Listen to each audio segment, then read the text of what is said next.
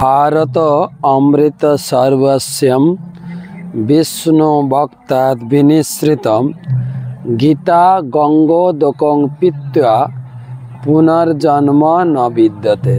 भगवत गीता হচ্ছে মহাভারতের অমৃতময় রসজ্ঞান।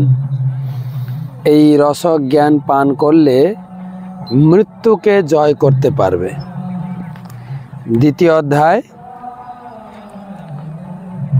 31 নম্বর শ্লোক। সধর্মমপি চাবেক্ষ্য ন বিকম্পিতুমর্হসি ধর্মাবধি যুদ্ধ শ্রেয়ন্যত ক্ষত্রিয়স্য ন বিদ্যতে। ভগবান আত্মতত্ত্ব জ্ঞান দেওয়ার পরে এবারে কর্তব্যবোধ, ক্ষত্রিয় হিসাবে তোমার জানা উচিত তোমার স্বধর্ম করা উচিত। প্রত্যেকের নিজের নিজের কর্তব্য কর্মে যুক্ত হওয়া উচিত। কর্তব্য কর্মে করার ক্ষেত্রে কোনো দ্বিধাগ্রস্ত হওয়া উচিত নয় এবং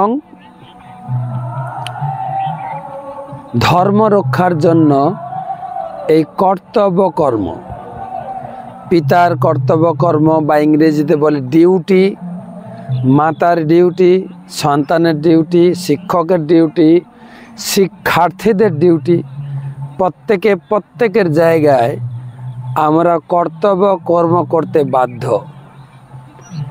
আমরা প্রত্যেকে যেন কর্তব্য কর্মে যুক্ত থাকি। পরিবারের ক্ষেত্রে যেরকম দেখা যায়, পিতা তার উপার্জন কর্তব্য, তিনি ব্যবসা, চাকরি অথবা চাষবাস যে কোনো একটা উপার্জনে যুক্ত।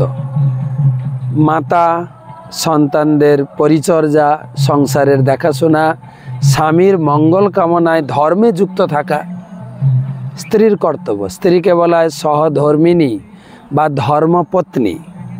ধর্মে যুক্ত থেকে স্বামী, সন্তান, পরিবারের সকলের মঙ্গল প্রার্থনা করবে।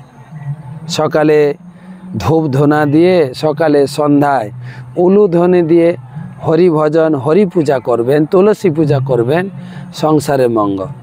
আর সন্তানের নিজ নিজ কর্তব্য অনুযায়ী পড়াশোনা এবং আচার আচরণ, নৈতিক শিক্ষা গ্রহণ করা, এই সমস্ত কর্তব্য কর্ম যুক্ত থাকা উচিত। তাই অর্জুন, তুমি ক্ষত্রিয় হিসাবে যুদ্ধ করা তোমার কর্তব্য কর্ম, তুমি যুদ্ধ করো।